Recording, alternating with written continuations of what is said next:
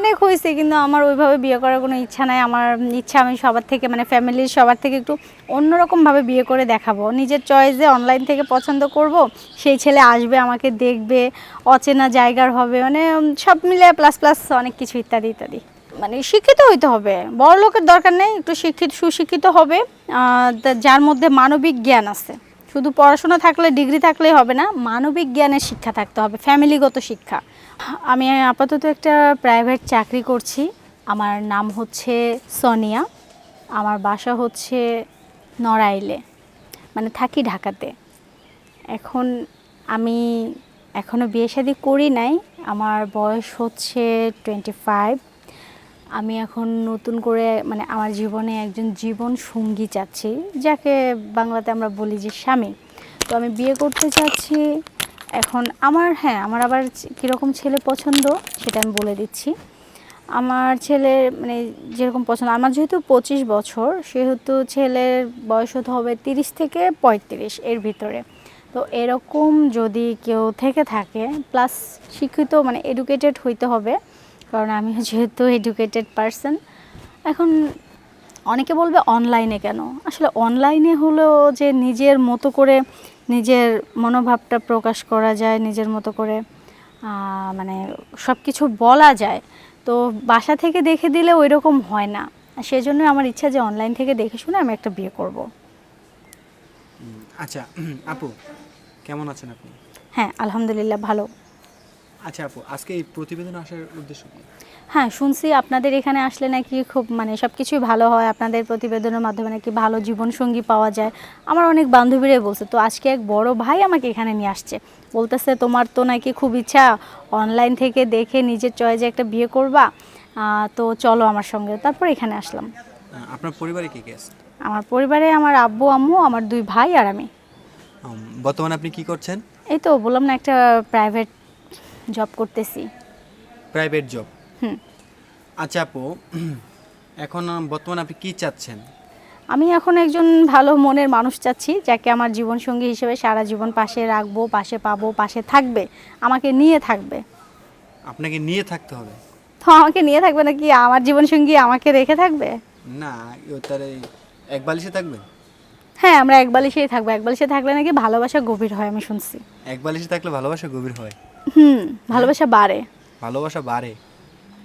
সেজন্য এক বালিশে থাকবো, এক প্লেটে খাবো, এক গ্লাসে পানি খাবো। সেটা আপনি কিভাবে বুঝলেন? কিন্তু ঘুমানোর সময় তো দুইজনের চোখ থাকবে, বিষয়টা তো এখানে। আচ্ছা যাই হোক, মজা করব না। ওই যে একটা গান ছিল, এক বালিশে দুটি মাথা বন্ধুর, কি জানি একটা গান ছিল, যতটুকু জানি ছিল। মনে পড়তেছে না। যাই হোক আপু, এখন আপনার পরিবারে কে কে আছে? ওই যে বললাম, আব্বু আম্মু, 2 ভাই আর আমি। আচ্ছা, ফ্যামিলিগতভাবে কোনো বিয়ের আলাপ আসে না? হ্যাঁ, অনেক হয়েছে, কিন্তু আমার ওইভাবে বিয়ে করার কোনো ইচ্ছা নাই। আমার ইচ্ছা আমি সবার থেকে মানে ফ্যামিলির সবার থেকে একটু অন্যরকমভাবে বিয়ে করে দেখাবো। নিজের চয়েসে অনলাইন থেকে পছন্দ করব, সেই ছেলে আসবে, আমাকে দেখবে, অচেনা জায়গার হবে, মানে সব মিলে প্লাস প্লাস অনেক কিছু ইত্যাদি ইত্যাদি। তা এই জন্য অনলাইনে আসছেন? হ্যাঁ, আমার অনেক ইচ্ছা, মানে এটা হচ্ছে আমার একটা হবি থাকে না মানুষের, এটা আমার হবি। আচ্ছা, সেটা কি কি বয়স্ক না কম বয়সী? ওই যে 30 থেকে 35-এর মধ্যে হলে হবে। আপনার বয়স কত তাহলে? আমার 25। 25 বছর? তাহলে আপনার থেকে 5-10 বছরের বড় হইলে ভালো হবে। 10 বছরের বড় হলে একটু বেশি হয়ে যায় না? এরকমই 5 মানে 5 থেকে 10-এর ভিতরে।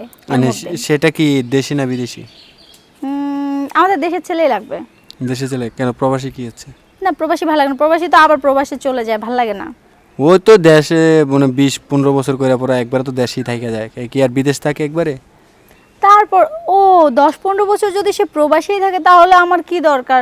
ওই বাবা মার বাড়িতে কি আমার খাবার দাবারের অভাব আছে নাকি পোশাকের অভাব আছে? তো আমি যে ওখানে থাকবো, মানে এখানে একা থাকবো, সে ওখানে থাকবে, লাভ কি? আমার ওই টাকা পয়সার দরকার নেই। তাহলে আপনি কি চাচ্ছেন তাহলে? আমি চাচ্ছি আমার হাজবেন্ড আমাকে বিয়ে করবে, আমার সঙ্গে থাকবে, সবসময় আমার পাশে থাকবে, সব কিছুতে আমার পাশে থাকবে। তাই নাকি? হ্যাঁ, কখনো দূরে যাবে না, দিন শেষে রাতে পাশে পাবো। আচ্ছা, বুঝলাম। কিন্তু আপনি যেটা চাচ্ছেন এখন, তো প্রবাসীরা তো 1 বছর পর পরও আসে, 2 মাস 3 মাস থেকে যায়। না, আমার আমার পোষাবে না, আমি দেশের ছেলেকেই বিয়ে করব। পোষাবে না বলতে? মানে ওই যে বললাম, আমি রাতে একা থাকতে পারবো না। ও, মানে কি রাতে কি একা থাকতে কি সমস্যা আপনার? একা থাকলে ভয় লাগে, সঙ্গে একজন সঙ্গী থাকলে ভালো লাগে। লুডো মানে আমি ঘুমিয়ে গেলাম, সে বসে বসে পাহারা দিবে, মশা মারবে, তারপর মশার কয়েল জ্বালাবে।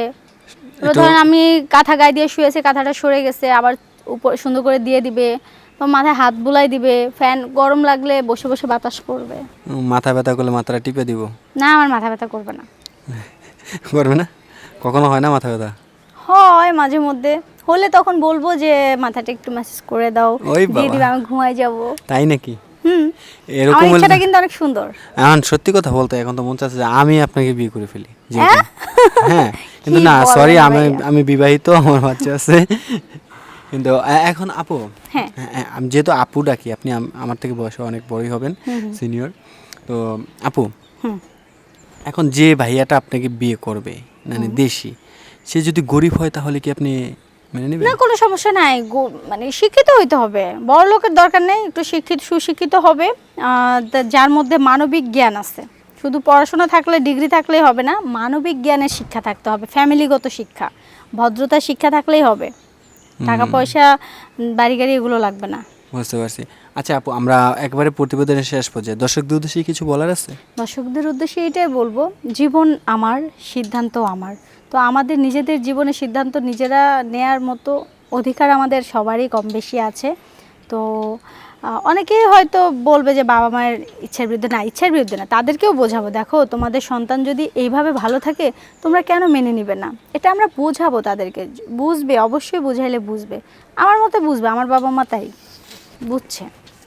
আচ্ছা, আমরা আপনার সাথে যোগাযোগ কিভাবে করবে? ও আচ্ছা, আমার সঙ্গে যোগাযোগ করতে হলে ভিডিও শেষে যে শেয়ার অপশন আছে, ওখানে আমার কন্ট্যাক্ট নাম্বার আছে, ওখানে গিয়ে ক্লিক করলে আমার নাম্বার চলে আসবে, তো তার মাধ্যমে আমার সঙ্গে যোগাযোগ করতে পারবে। ঠিক আছে আপু, যদি আল্লাহ বাঁচিয়ে রাখে দেখা হবে কোনো পরবর্তী ভিডিওতে নতুন কাউকে নিয়ে। তো সেই পর্যন্ত ভালো থাকবেন সবাই। আপু ভালো থাকবেন। আপনিও।